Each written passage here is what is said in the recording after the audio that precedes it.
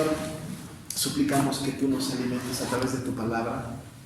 Queremos, Señor, pedir que tú seas para nosotros ese Dios en el que hemos creído, que en Jesucristo nos ha mostrado.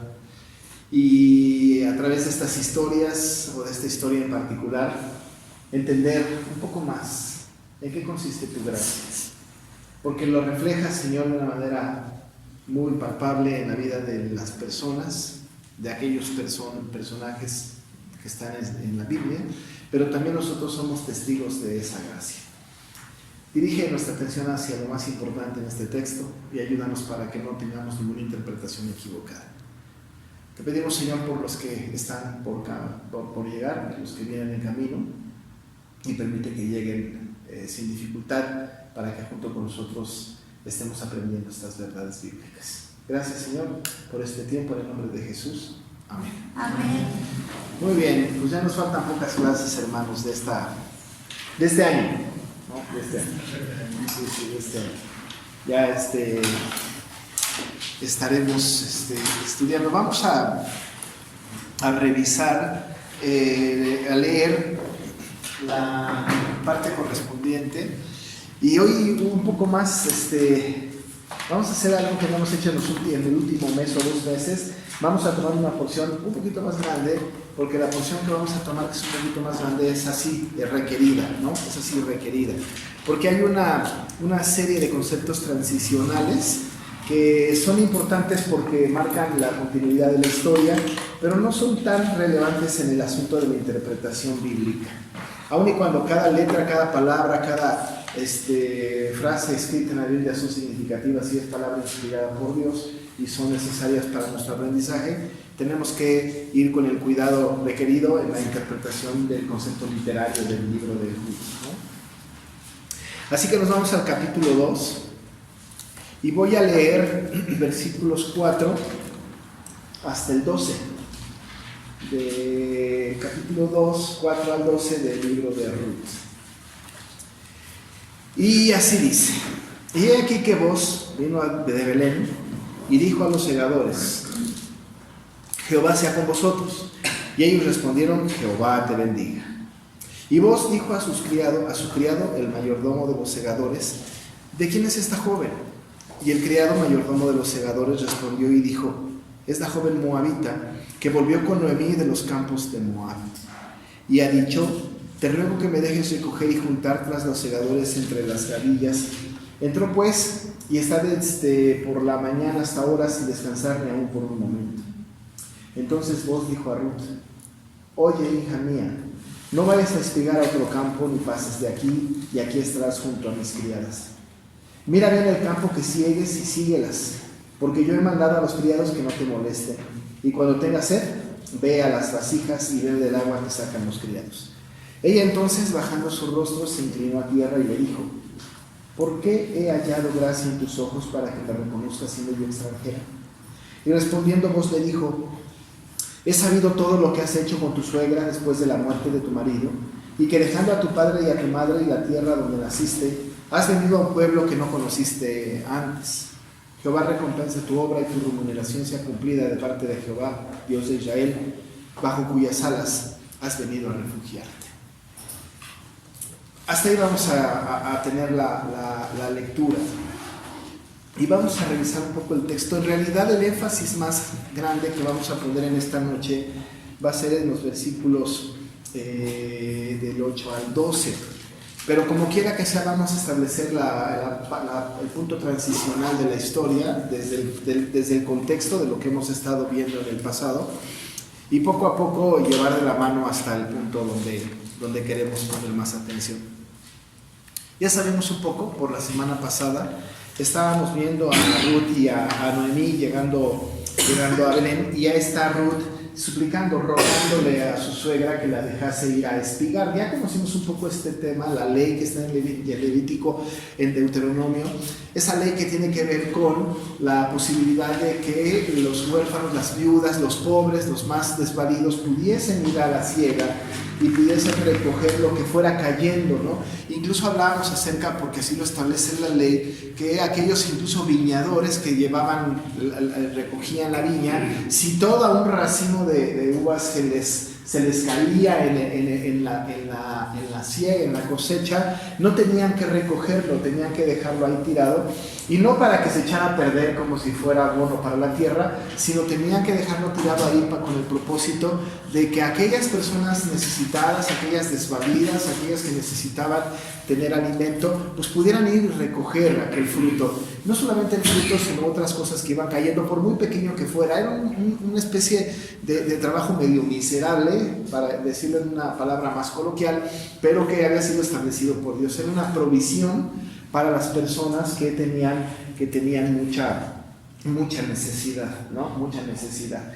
Depende de quién vea las cosas, depende de quién interprete ese tipo de provisión, es en donde está colocado en su vida espiritual, ¿no? Una persona que dice, yo no voy a recibir migajas de nadie, no tiene una cosmovisión bíblica, ¿no? Es decir, las migajas de alguien es providencia de Dios, ¿no? Es decir, deberías de darle gracias a Dios por esas migajas de pan o eso que sobró y que te dieron, ¿no? Eso es parte de la providencia de Dios. Una persona que no es temerosa de Dios ve eso como despreciativo, como miserable, como grosero, pero como humillante, ¿no? Pero bueno, el ejemplo bíblico que tenemos en la historia de Ruth, por ejemplo, es que verdaderamente cualquier cosa viene de parte del Señor y es apreciada, ¿no?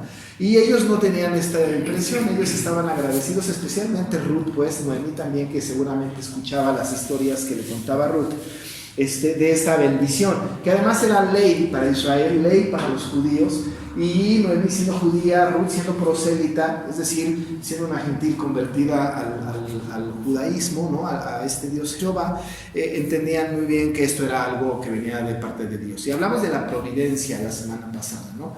Como parte de la providencia del Señor hacia sus hijos, ¿no?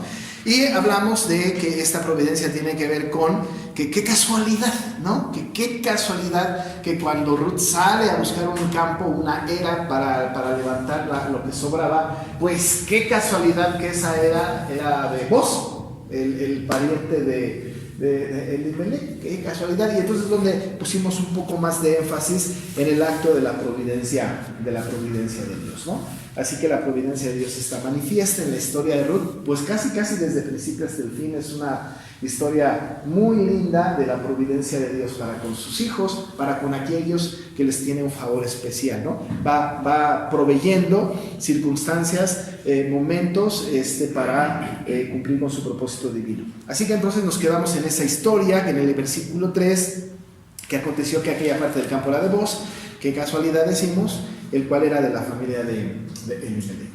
Ahí nos quedamos con la historia que Ruth se había ido para allá. Tenemos entendido por el texto que estamos leyendo que evidentemente Ruth no llegó con Boz, no se enfrentó a Boz en primera instancia, llegó con el mayordomo de Boz, ¿no? Con aquel que estaba a cargo de los criados. Tenemos que recordar que los mayordomos son personas de autoridad, ¿no? Son los administradores de los bienes que no les pertenecen, ¿no? Los mayordomos tienen esta característica, ¿no? Un día tenemos que hablar un poco de esto, ¿no? De hecho, en la clase de escuela dominical ya voy a empezar a hablar de la mayordomía. Pero la mayordomía es esto: un mayordomo es el administrador de los bienes que no le pertenecen. Por eso nosotros somos mayordomos, ¿no? Porque somos administradores de lo que no nos pertenece. Somos mayordomos de los hijos, de la esposa, del esposo, de la casa, del dinero, de la cuenta bancaria, de todo lo que tenemos. No es nuestro, es del Señor, y nosotros por eso somos mayordomos, y de ahí la doctrina de la mayordomía. Pero bueno, había un mayordomo que era el jefe, el capataz, digamos, de los criados de Boz, ¿no? Y otra vez, criados no es una manera peyorativa, no es un insulto. Era muy normal y ellos así lo entendían, ¿no? Era el mayordomo de los segadores, era el mayordomo de quienes cosechaban. Entonces entendemos que vos era una persona adinerada, una persona de muchos recursos. No estaba en la era, no estaba en el campo, pero el mayordomo había dado oportunidad a Ruth de que viniera para hacer esta labor de siendo viuda, ¿no? Y luego más adelante vamos a saber que incluso era extranjera, ¿no? Y además la ley había establecido que los extranjeros también podían venir y tomar y recoger de lo que sobraba de la siega. Así que entonces tenemos ahí la historia en los siguientes versículos de que después de esto entonces llega Booz, ¿no? Llegó de Belén, estaba en alguna diligencia seguramente, y entonces dice a los segadores: Jehová con vosotros. Es un saludo muy lindo, ¿no? Es una expresión muy hebraica. Jehová con vosotros es como decir shalom, ¿no? Shalom Yahvé o Yahvé Shalom, ¿no? Es un saludo de paz. Es algo muy lindo este saludo. Y ellos respondieron: Jehová te bendiga. Es muy importante notar que el ambiente de los trabajadores, el ambiente de esta labor que se estaba haciendo, tanto de Booz, que era el jefe, como del mayordomo, como de los segadores, todos eran creyentes, ¿no? Eran todos eran creyentes, porque los saludos van en el nombre de Jehová, ¿no? Eso es algo muy interesante, porque dice Booz: Jehová con vosotros, y ellos responden: Jehová te bendiga, ¿no? Hay una relación muy interesante, ¿no? Eso es muy curioso, porque en nuestro tiempo, por ejemplo, cuando nosotros nos saludamos entre cristianos o nos despedimos entre cristianos, tenemos expresiones muy nuestras, ¿no? Decimos cosas como bendiciones, ¿no? Que Dios te bendiga, ¿no?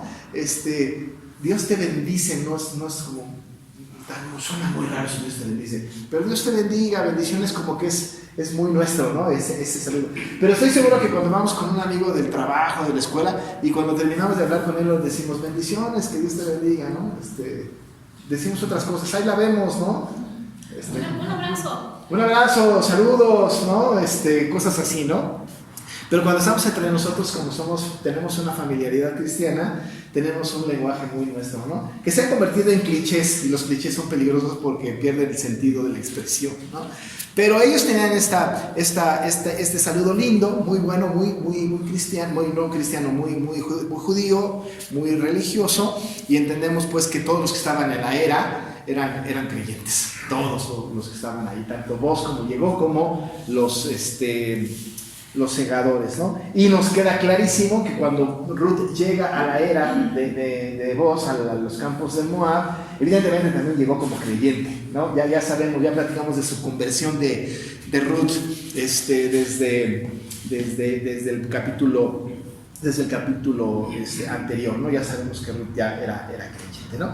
Le dijimos prosélito, ¿no? O prosélita. Los prosélitos son los que vienen del mundo gentil al judaísmo, ¿no? Esos son prosélitos. Si una persona, por ejemplo, viniera de los judíos al cristianismo, no son prosélitos, son cristianos, ¿no? Pero si una persona viene del mundo gentil al judaísmo, son prosélitos. Y si viene del judaísmo como prosélito al cristianismo, pues entonces es como si escalara 3 escalones, ¿no? Gentil, prosélito, cristiano, ¿no? Pero se podían brincar el prosélito, ¿no? Podían venirse desde el gentil hasta el cristiano. Evidentemente, en el Antiguo Testamento, pues todo gentil que se convertía a Jehová de los ejércitos, pues era prosélito, ¿no? Evidentemente. Y bueno, llega Booz de Belén, que es casa de pan. Ya se saluda con los segadores, y Booz le dice a su criado, el mayordomo de los segadores, ¿no? Porque se percata que hay ahí una joven que está espigando, que está recogiendo lo que sobra, y evidentemente tuvo que haber habido una especie de como de, qué raro, ¿no? No, qué raro una mujer. Porque recuerden ustedes que las viudas tenían esa posibilidad, incluso aparentemente, según dice la tradición de los judíos en este tipo de actividades, la mayor cantidad de personas que hacían ese trabajo eran mujeres, ¿no? La mayor cantidad de personas, porque los varones pues trabajaban formalmente como segadores, y las mujeres viudas eran las que recibían el favor de los varones, y entonces eran las que iban a recoger. Entonces no le habría sorprendido seguramente a Booz que fuera una mujer la que estuviera recogiendo lo que sobraba de la siega. Me parece que nos parece que lo que pudo haberle llamado la atención a Booz es que era una muchacha guapa, ¿no? Una muchacha linda, una muchacha bonita, llamaba la atención. Puede ser esto, o puede ser también que sus rasgos no fueran como de los judíos, ¿no? Si de repente entre nosotros yo entrara y viera una japonesa entre nosotros, diría, ¿y quién es esta joven? ¿No? Y no necesitaría como hablar para que pudiera yo distinguirla del grupo, ¿no? Es posible que haya sido así, es posible que haya sido por su apariencia física, o porque era extranjera, porque tenía rasgos físicos distintos, pero Vos pregunta. Esta expresión, esta pregunta que tiene Vos, entendiendo el contexto teológico del libro, ¿no? Nos llama la atención, pensamos sin lugar a dudas, por lo menos yo, ¿no?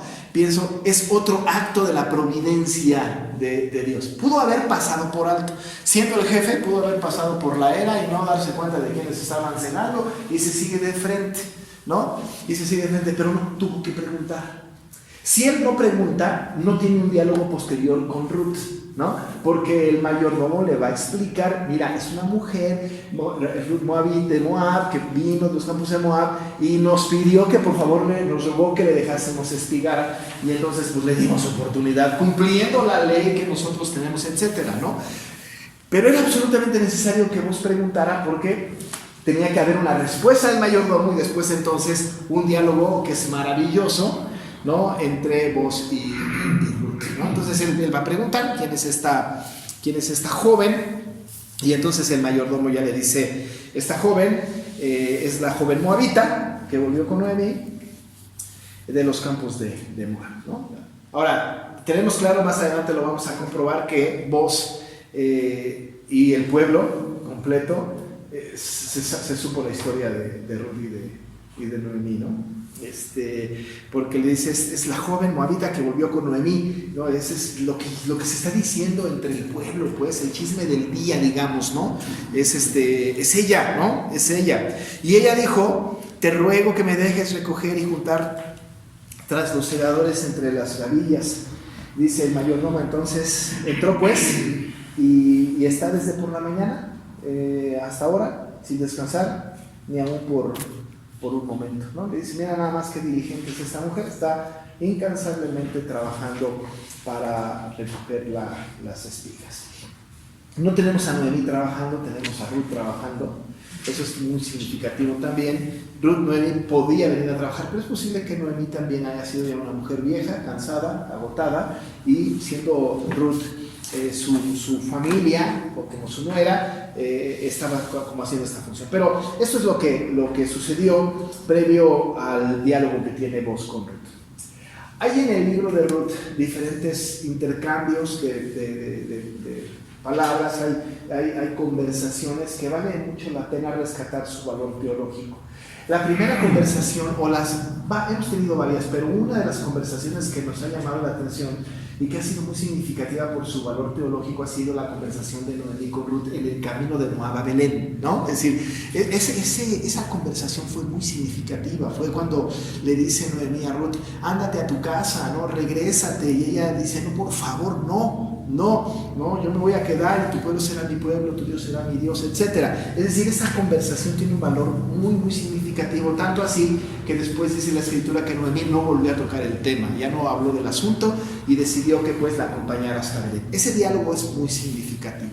En cada uno de los diálogos significativos hay una enseñanza doctrinal que se va ligando una con la otra, que va aportando valor teológico una a la otra. Si nosotros quisiéramos rescatar doctrinas muy, muy, muy fundamentales del libro de Ruth, tenemos un montón de doctrinas que pudiésemos estudiar a través del libro de Ruth. Uno es la soberanía de Dios, la providencia de Dios, la misericordia de Dios, el decreto eterno de Dios, el llamamiento eficaz, la santificación, la adopción.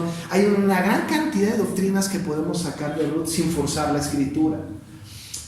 Pero cada una de las conversaciones, de los diálogos que hay, de estas pláticas que hay, son significativas porque nos enseñan algo que se va a desprender del anterior y que va a contribuir en el conocimiento teológico de todo el libro. Hemos de recordar también que los judíos posteriores a estos eventos, en algunas festividades determinadas, ellos hablaban, repetían, leían el libro de Ruth. y lo discutían y lo hablaban y lo contaban. Era muy importante la lectura de Ruth posteriormente en el pueblo judío, era muy importante porque le daba sentido, ¿no?, a la transición entre la anarquía y la monarquía, ¿no? Era muy importante, y además más importante el asunto de la redención prometida en el Antiguo Testamento y entonces ya consumada en Jesucristo en el Nuevo Testamento. Muy importante. Este diálogo entonces es vital, muy vital para nosotros. Pero vamos a ver qué dice el diálogo, porque aquí sí vale mucho la pena poner una atención debida en el resto del tiempo que tenemos. Dice entonces el versículo número 8. Entonces, Boaz dijo a Ruth, ¿no? Con lo que nos quedamos es que Boaz le pregunta al mayordomo. El mayordomo le dice: es esta mujer de Moab que vino con Noemí, me pidió que por favor la dejara espigar, la dejé espigar y no ha dejado de trabajar, ¿no? Casi que de sol a sol, ¿no? Y entonces Boaz viene con Ruth y tiene este intercambio de expresiones, empieza a tener este diálogo maravilloso. Oye, hija mía, le dice, no vayas a espigar a otro campo, ni pases de aquí, y aquí estarás junto a mis criadas. La posibilidad que tenían las personas que espigaban, ¿no? Entiendas espigar por recoger lo que sobraba, pues las personas que tenían esta labor de levantar la cosecha que iba sobrando, tenían la posibilidad de estar en una era hoy y pasarse a otra era mañana e irse a otro campo mañana y fue pues, finalmente donde hubiera chamba, ¿no? Dijéramos nosotros ahorita, no es como las personas que tienen diferentes oficios, ¿no? Carpinteros, pintores, plomeros, electricistas, que se ponen en la catedral del centro, yo no sé si los han visto, con sus letreritos, ¿no? Y pues ahí, ahora sí que lo que les salga, ¿no? Y van a ir a donde le salga. A ver, ayer trabajé en la casa de Pedro y hoy me va a contratar Juan, y pues se van a donde caiga. En aquella época también existía la posibilidad de que las personas pudieran ir a diferentes eras para levantar lo que sobra de la cosecha, ¿no? Pero entonces hay una insistencia de parte de Boaz, ¿no? Está diciendo a ella, hija mía, que es una expresión muy cariñosa y lejos de ser una expresión cariñosa nos va acercando un poco más al concepto de siendo Boaz el pariente redentor, ¿no? Y estableciendo esta relación con Ruth como si fuera Cristo con sus discípulos, con sus hijos, ¿no? Esta es una expresión muy linda que puede tener esta expresión o esta intención doctrinal, pero también puede tener esta expresión filial de un viejo con una joven, ¿no? A mí me ha tocado, yo de repente que no me siento viejo, pero pues ya no soy joven. Y entonces cuando voy a algún lugar con una mujer, una joven o un joven, ¿no? A veces me encuentro yo diciéndole gracias, hija, ¿no? Las chavas me pueden decir, bueno, pues mejor que me diga gracias, nieta, ¿no? Porque están bien viejas. A veces tengo esta, ¿no? Y hay personas mayores que a los más jovencitos, sean parientes o no de la calle o lo que sea, los hijea, ¿no? En fin, puede ser esto, ¿no? También que él era una persona mayor y que tenía una cierta educación para dirigirse a ellos. Sea lo que sea que la Biblia no nos lo explica, queremos tender a la interpretación de que estamos hablando de esta relación de Boaz siendo Cristo y Ruth la redimida, ¿no? Bueno, pues puede ser, ¿no? Pero dice, hija mía, ya le dice, no vayas a espigar otro campo, la retiene, ¿no? La quiere retener. Ni pases de aquí y aquí estarás junto a mis criadas. En el idioma original es muchísimo más significativa la expresión porque son imperativos, ¿no? Nosotros los tenemos acompañado con dos problemas, una negación y el verbo. Dice, no vayas a otro campo, no pases de aquí, ¿no? No lo interpretamos tanto como imperativo, aunque como que fuera una orden, ¿no? Si fuera imperativo, el mismo verbo sin ninguna cosa añadida pudiera ser un imperativo, ¿no? Pudiese decir, quédate, ¿no? Como imperativo, ¿no? Pero es una orden, es una expresión de esto te estoy yo ordenando, ¿no? Es algo que estoy esperando que me acates, pues, que me obedezcas. Pudiera ser una petición encarecida, pero en el idioma original es un poquito más mandatorio. A partir de ahora te quedas conmigo, ¿no? Y no vas a ir. nos puede llevar un poquito, ¿no?, al punto de esta cosa, de esta obra que hace el Señor para con nosotros, que cuando nos llama no nos suelta, ¿no? Ya estamos en el campo del Señor, ya estamos en la cancha de Cristo, ya somos creyentes, y es como si Cristo nos dijera, y te quedas. Y no te vas para ningún lado, ¿no? Aquí y de aquí eres, ¿no? Le podemos llamar a esta doctrina, se me ocurre, la perseverancia de los santos, lo que fuera, ¿no? Pero hace esta expresión y la obliga a quedarse. Esto puede resultar ofensivo o ¿no? Es decir, puede ser que diga, a mí nadie me manda, a mí si no me vas a pedir que yo si quiero ir me voy. El día que yo quiera me voy, no me vas a decir qué tengo yo que hacer, ¿no? Esa es una manera de verlo. La otra es de dicha, ¿no? Estoy segura, ¿no? Ahora por fin ya, ¿no? Tengo chamba para toda la vida, ¿no? Casi, ¿no? Estoy segura. Y va a afirmarse con el final del versículo 12, ¿no? Porque esto le hace expresar, ¿no? Entender lo que vos le va a decir al final del versículo 12, ¿no? Te vas a quedar, ¿no? Y yo no creo que Ruth haya pensado, a mí no me vas a obligar, yo me puedo ir a la otra era, sino más bien me parece que fue una especie como de, ahora ya nadie me va a quitar de este campo, ¿no? Es como si nosotros leyéramos en el Evangelio de Juan, y nadie las arrebatará de mi mano, ¿no? Es decir, estando salvos, estando con Cristo, no hay manera de que nosotros podamos ser arrebatados, ser llevados, ser pasidos por otro pastor en otro corral, en otro redil, ¿no? Así que le dice, entonces quédate, no vayas a espigar a otro campo, no pases de aquí estarás junto a mis criadas. Le dice entonces en el verso 9, mira que viene el campo que siegue, y síguelas, porque yo he mandado a los criados que no te molesten, y cuando tengas sed, ve a las vasijas y bebe del agua que sacan los criados. Ese era un favor especial, ¿no? No era como común, no era como que a todo el mundo le dieran ese tipo de favores. Ella tenía el favor de vos, ¿no? Seguramente vos todavía no tenía en su mente, es una buena chica, necesito una esposa, me quiero casar con ella, la voy a cortejar, porque tenemos que recordar cuando hicimos la lectura panorámica del libro de Ruth, que efectivamente vos no pensó nunca en eso. De hecho, él entendía que había otro pariente redentor. Él tuvo que casarse, bueno, no tuvo, pero se casó con Ruth porque el otro pariente no lo quiso hacer.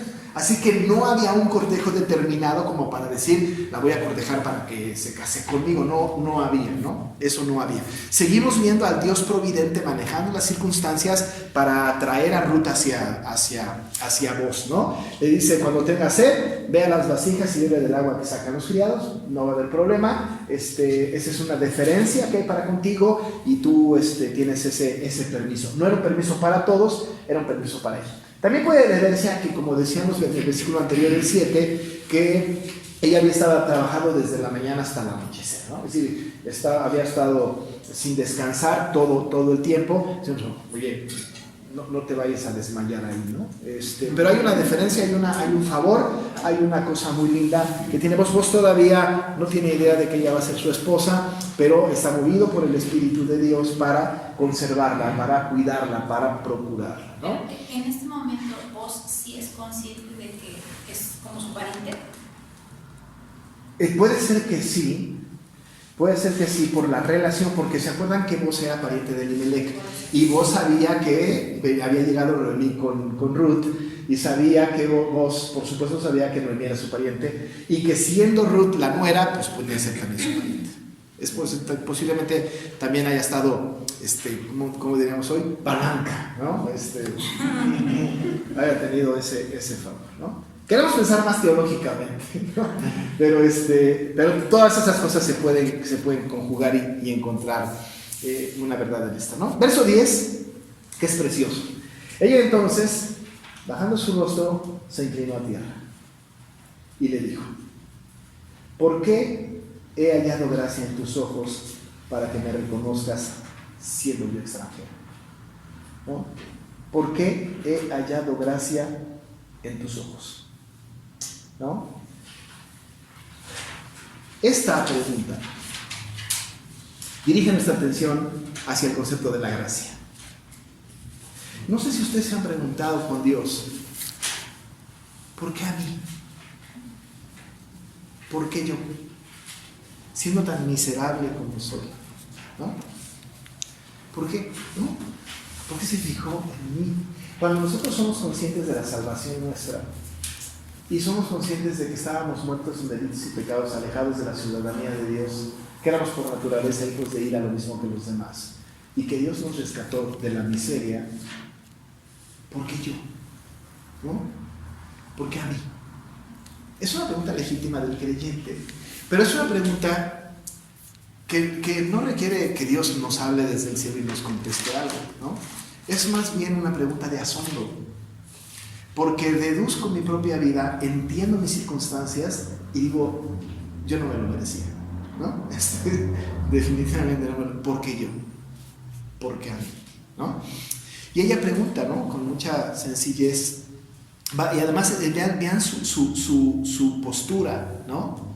Dice la palabra que bajando su rostro se inclinó a tierra. Hemos hablado en el pasado de la adoración. No estamos hablando de que Ruth estaba teniendo un acto de adoración para con vos. No es la idea, ¿no? Sin embargo, la postura que tiene, la actitud que toma Ruth para con él, es la actitud, por ejemplo, que toman los que están sentados en los 12 tronos, en los 24 tronos en el cielo, que se arrodillan delante de Dios y tiran las coronas delante de él y se postran. Hemos hablado en una gran cantidad de ocasiones en este estudio que postrarse en esta actitud que tiene Ruth, de ponerse prácticamente de rodillas con las palmas puestas en el suelo y la frente en el suelo, implica, ¿no? Yo soy de esta tierra y tú eres superior a mí, y yo estoy humillado delante de ti, tú eres el rey, yo soy el siervo, yo soy parte de esta tierra, pues soy creación, tú eres el creador, ¿no? Esta actitud es muy significativa porque tiene que ver con una dependencia y con un reconocimiento a un ser supremo. Y entonces ella se postra así, dice la Biblia, entonces bajando su rostro se inclinó a tierra. No solamente bajó su rostro y se inclinó, sino que se tiró, ¿no? Es decir, se puso en tierra. Y pregunta, ¿por qué a mí? ¿Por qué yo? ¿No? Bueno, ella dice, ¿por qué he hallado gracia en tus ojos? ¿Por qué yo? Y dije que esta pregunta nos dirige hacia el concepto de la gracia. Y debemos de distinguir dos cosas que a mí me parece que son muy importantes distinguir, ¿no? Una es la generosidad. Esta G mía parece S, ¿verdad? Y la otra es gracia. Una es la generosidad y la otra es la gracia, ¿no? Cuando hablamos de gracia, que es un concepto muy doctrinal, ¿no? Que está empapada la Biblia del concepto de gracia implícitamente y explícitamente, la tenemos que distinguir de la generosidad. La generosidad también es un acto de gracia, pero es un poco diferente, solo generosidad. La generosidad en términos generales, por definición, es un acto de bondad mostrado entre iguales, ¿no? Mostrado entre personas iguales, ¿no? Son generosos conmigo, yo soy generoso con usted. La generosidad es un atributo que viene de parte de Dios, por supuesto, también, y que nos hace ser entre nosotros generosos, ¿no? Incluso podemos ser generosos por encima de nuestras diferencias, ¿no? Es decir, podemos no creer igual, no pensar igual, en fin, pero podemos ser generosos, ¿no? Es decir, que si vamos a un partido de fútbol y usted América, Guadalajara, y ustedes le van a América y yo le voy a dar Guadalajara y se pone muy candente el ambiente, si yo voy saliendo junto con alguno de ustedes y estoy por caerme, hay un acto de generosidad, no importa que estemos encontrados. La generosidad es pues entre iguales. La generosidad es un acto de parte de Dios también, que es algo que se genera, ¿no? por un acto de empatía natural del ser humano, entre iguales. Pero la gracia es distinta. La gracia es la generosidad manifestada de un superior a un inferior. O sea, la gracia a fuerza viene de un superior a un inferior, ¿no? Hablando en términos pues de bíblicos, es decir, yo puedo tener gracia para con mis hijos, y gracia para con mis hijos es que puedo concederles el permiso de salir aún y cuando no hayan terminado la tarea.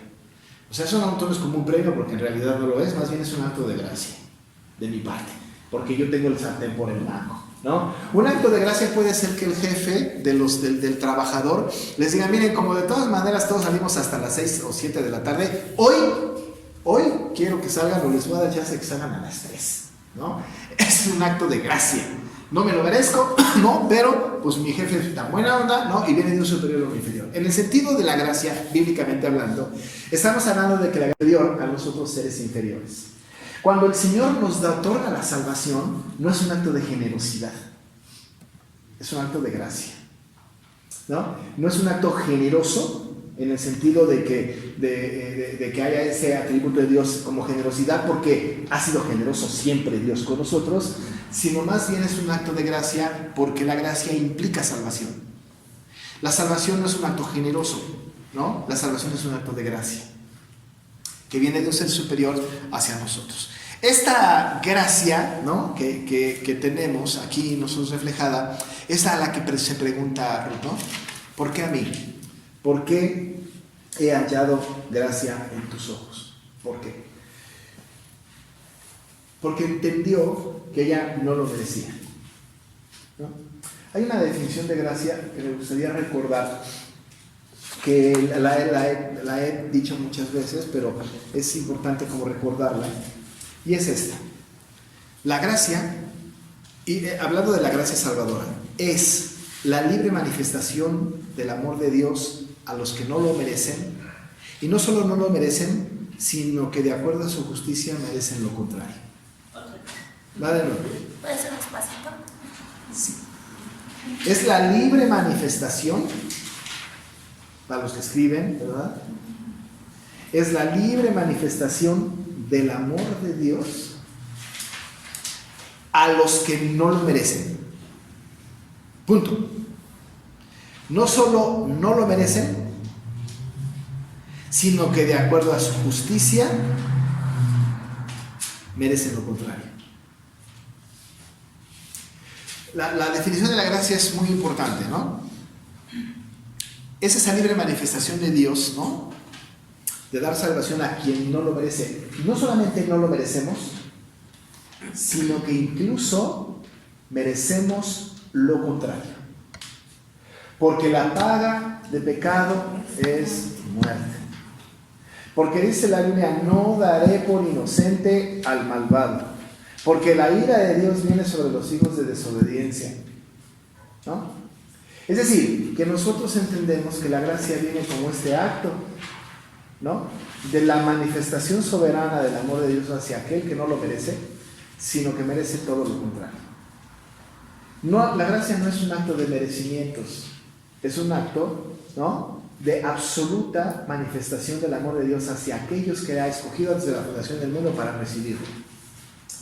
Esa gracia es una gracia que es tan importante que nosotros tenemos que entenderla de tal manera que la manifiesta Ruth en su escrito, y ella dice: ¿por qué a mí?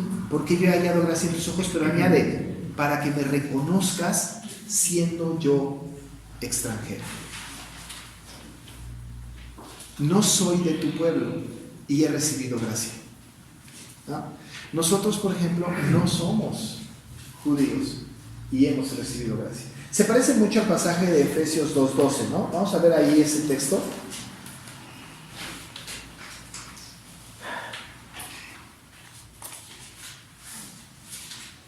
Mira nada más como dice aquí que incluso éramos extranjeros, ¿no?, cuando hablamos de la gracia. Este texto de Efesios 2 tiene como contexto el 8 y 9, ¿no? Porque en el Efesios 2, 8 y 9 dice: por gracia sois salvos por medio de la fe, y esto no de vosotros, pues es don de Dios, no por obras para que nadie se gloríe, porque somos hechuras suyas, creadas en Cristo Jesús para las buenas obras, las cuales Dios preparó de antemano para que anduviésemos en ellas. Y luego ya sigue el 11 y 12. Y en el 12 dice: en aquel tiempo estabais sin Cristo, alejados de la ciudadanía de Israel, o sea, extranjeros, y ajenos a los pactos de la promesa, sin esperanza y sin Dios en el mundo. Pero ahora, en Cristo Jesús, vosotros que en otro tiempo estabais lejos, habéis sido hechos cercanos por la sangre de Cristo, ¿no? Eran extranjeros, pero ahora por Cristo ya son parte de este pueblo, ¿no? Y está diciendo Ruth en el concepto de la gracia, porque he hallado gracia. Otra vez nos refleja el asunto de vos siendo el redentor o el pariente redentor, y siendo Ruth una extranjera, se asombra, y nosotros sabemos que se asombra porque se postra en la tierra, asombrada completamente, ¿no? Pensando que quizá pensó, cuando venga el patrón me va a correr porque soy extranjera, pero con todo eso no la corre, sino que le da gracia. No le da lo que merece, sino que le otorga la gracia. ¿Por qué a mí? ¿Por qué yo? Dice Ruth, ¿no? Porque he hallado gracia en tus ojos para que me reconozcas siendo yo extranjera, ¿no? Y entonces vos responde. Por eso esa idea le gusta muy bien. He sabido todo lo que has hecho con tu suegra después de la muerte de tu marido, y que dejando a tu padre y a tu madre y la tierra donde naciste, has venido a un pueblo que no conociste antes. Aquí nos damos cuenta de que vos ya sabía lo que había pasado, ¿no? Es sabido. Alguien se lo contó, ¿no? Lo escuchó en el pueblo. Lo que has hecho con tu suegra después de la muerte de tu marido, y que dejando a tu padre y a tu madre y la tierra donde naciste, has venido a un pueblo que no conociste. Es decir, que Ruth dejó lo más valioso por un bien supremo. ¿No se parece esto a lo que pasó con Abraham? Que dejando su tierra y su parentela se fue a una tierra que no conocía. No, la Biblia nos repleta, pero no menciona de repente que la necesidad de dejar padre y madre y seguir a Jesús, seguir a Dios, dejar todo. Hay un pasaje que está en Lucas 14, 26, que justamente dice eso, ¿no? En Lucas 14, 26 dice, a ver si está aquí, 14, 26, desde el 25 dice, grandes multitudes iban con él, y volviéndose les dijo, si alguno viene a mí y no aborrece a su padre y madre y mujer e hijos y hermanos y hermanas y aún también su propia vida, no puede ser mi discípulo. Ahora no se trata de aborrecer a los padres, ¿no? Lo que está implicado aquí es que soy más importante incluso que el papá, la mamá, los hijos y los abuelos y todo lo demás, ¿no? Hay que renunciar en todo caso a todo esto para seguir, es decir, dejar todo en pro de un bien superior. ¿Cuál es el bien mayor? ¿Cuál es el bien superior? La salvación, ¿no? La gracia. Y en este contexto está preguntando Ruth, ¿por qué yo he hallado gracia delante de tus ojos? ¿Por qué? ¿No? Soy una extranjera. Y vos le dice, yo sé lo que hiciste, que viniste con tu suegra, y dejaste a tu papá y a tu mamá, y dejaste tu tierra, y te viniste para acá, ¿no? Es decir, hay un concepto de negación a mi vida anterior y de una aceptación a mi nueva vida, ¿no? A mi nueva creencia, a mi nueva fe, pues, ¿no? Y después de esto viene el versículo que puede ser uno de los más importantes del texto, del libro. Jehová le dice voz a Ruth, recompense tu obra y tu remuneración sea cumplida de parte de Jehová, Dios de Israel. Y esta frase, bajo cuyas alas has venido a refugiarte. Recompense tu obra y tu remuneración sea cumplida por parte de Jehová, Dios de Israel. ¿Ustedes creen que fue remunerada la actitud de la obra de Ruth? Pues sí. Sí, porque ya no sabemos el final de la historia. Porque ya no sabemos el final de la historia. Pues sí, ¿no? Es decir, pero Ruth en ese momento no sabe que se va a casar con este. La remuneración de Ruth, la recompensa de Ruth no es el matrimonio con Boaz. La recompensa de Ruth lo que ella, la remuneración de Ruth no tiene que ver con el nuevo marido, sino tiene que ver con el hijo producto de ese matrimonio. Porque el hijo producto de ese matrimonio es justamente la ascendencia a Jesús. Es decir, esa es la remuneración. Y hacia la distancia, una mayor remuneración, una mayor recompensa, es que hay un libro de la Biblia con su nombre. ¿No? O sea, si me hubieran dicho, vamos a escribir un libro con tu nombre y tu historia, ¿no? Y yo decía, con esto estoy pagado, ¿no? Y además se va a recordar por todas las edades hasta que Cristo venga. Y otra es que es la abuelita de Jesús. Y además es tatarabuelita de Jesús, ¿no? ¿Quién sabe cuántos tátaras? Muchos. Pero muchos, ¿no? Muchos tátaras de Jesús. Pero por supuesto que fue remunerada. Había una expresión ahí muy profética, ¿no? Y dice, tu remuneración sea cumplida de parte de Jehová Dios de Israel, bajo cuyas alas has venido a refugiarte. Se vino a esconder. Ahora, Ruth salió de Moab pensando, me voy a refugiar bajo las alas de Jehová. Eso no lo pensó. No necesariamente así, ¿no? Esa es una expresión de voz que está interpretando la vida de Ruth y que finalmente Ruth va a entender, ¿no? Pero esta expresión no es la primera vez que se menciona en la Escritura, o no por lo menos la única. Se menciona muchas veces. El asunto de refugiarse bajo las alas de Dios, del Dios de Israel, es una expresión, es una metáfora que se repite incansablemente, sobre todo en el libro de los Salmos. Hemos de entender nosotros que las metáforas, eso son metáforas, ¿no? No significa que Dios tiene alas, ¿no? Como los antropomorfismos, que son darles características del cuerpo humano a Dios. Dios no tiene rostro, una cara como nosotros, no tiene manos como nosotros, pero es una manera de entender una labor que tiene Dios para con nosotros. Cuando hablamos de que Dios tiene alas, no estamos hablando pues de que es un ave o que tenga multiformes características, ¿no? Estamos hablando pues de una metáfora. ¿A dónde nos dirige la metáfora? La metáfora nos dirige a un ave, ¿no? Evidentemente, un ave que extiende sus alas y que junta sus polluelos. No solamente los junta para cuidarlos, sino que incluso los tapa, los cubre, los esconde del peligro. Esta expresión es maravillosa. Hay varios pasajes que nos hablan de este asunto, ¿no? Y que están ahí escritos en el material. Uno es lo que está en el Salmo 17:8. Dice, guárdame como a la niña de tus ojos, escóndeme a la sombra de tus alas. El otro pasaje es Salmo 36:7. No los tienen que buscar en la Biblia porque están aquí en la lección. Cuán preciosa es, oh Dios, tu misericordia.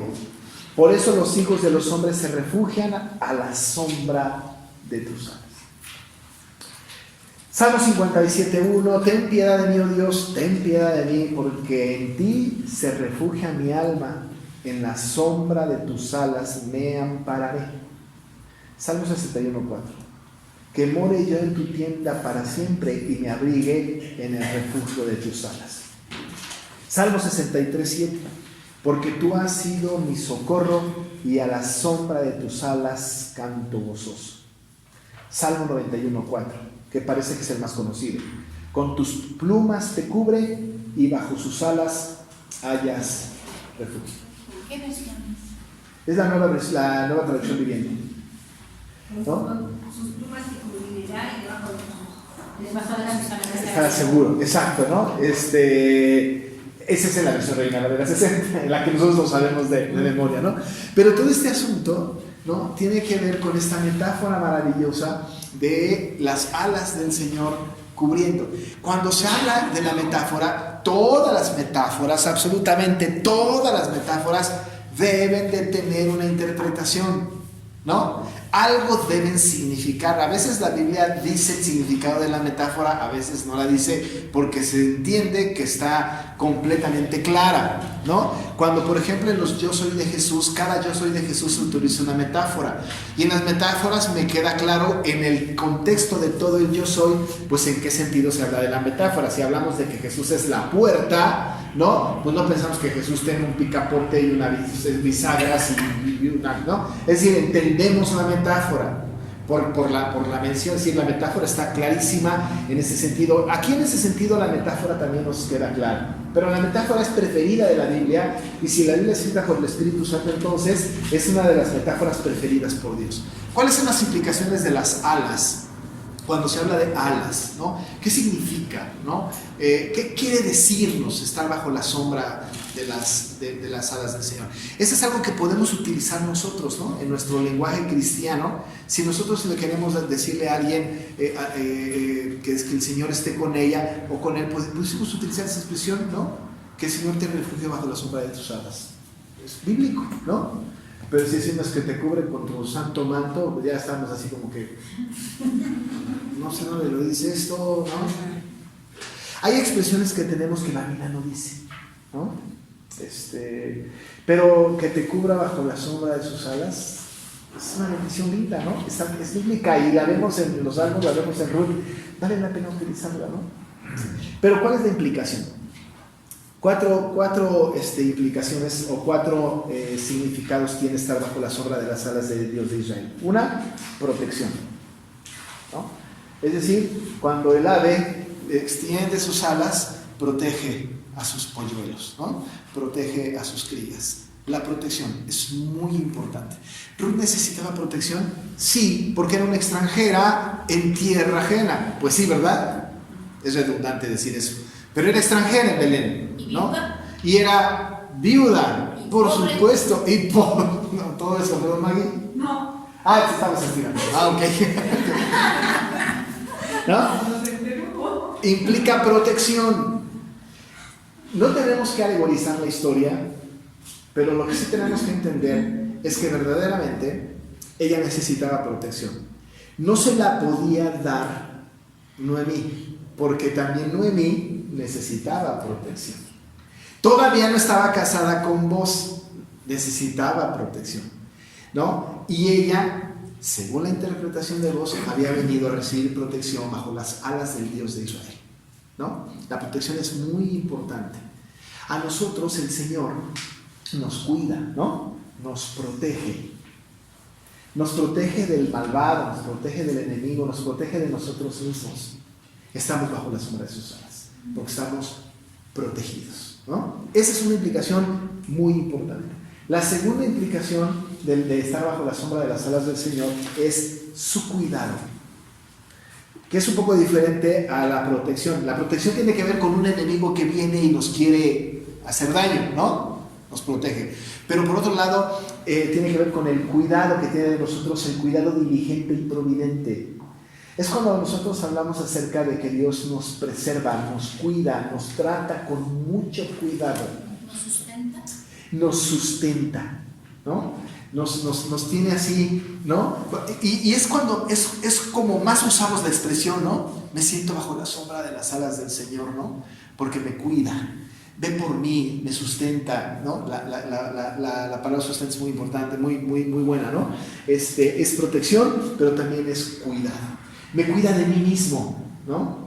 De mis propios errores, de mis propias circunstancias. Es como si dijera, no te me vayas, a ver, vente, cuídate, ¿no? Cuidado, no voy a dejar que te me escapes, ¿no? Dice la Biblia que cuando nosotros somos infieles, Él permanece fiel. También dice la Biblia que Él endereza nuestras sendas, ¿no? Y dice la Biblia que mi alma está pegada a Él porque su diestra me ha sostenido, ¿no? Me cuida, ¿no? Me cuida. La tercera connotación de estar bajo la sombra de las alas, ya dijimos protección, cuidado, seguridad. Me siento seguro, ¿no? Y usamos esta expresión, me siento seguro bajo la sombra de sus alas. Seguro, ¿no? No tengo miedo absolutamente nada. Yo creo que David, por ejemplo, que escribió algunas de utilizó estas expresiones en algunos salmos, sabía eso, ¿no? Por eso podía decir con toda seguridad, y aunque ande en el valle de sombra y muerte, no temeré mal alguno porque tú estarás conmigo, ¿no? Había seguridad, ¿no? Había seguridad. Y la cuarta, descanso. ¿Puedo dormir? Sabiendo que el asunto está resuelto, ¿no? El Salmo dice, no se adormecerá ni dormirá el que guarda a Israel. Y entonces en sus manos estoy seguro, descansa. Esto descarta la ansiedad, la depresión. Esto descarta la inseguridad. Esto descarta que nosotros nos sintamos alejados del Señor, porque estamos cuidados bajo la sombra del Dios de Israel, ¿no? Estamos bajo la sombra de las alas de nuestro Señor. Y le está diciendo vamos a Ruth esto, ¿no?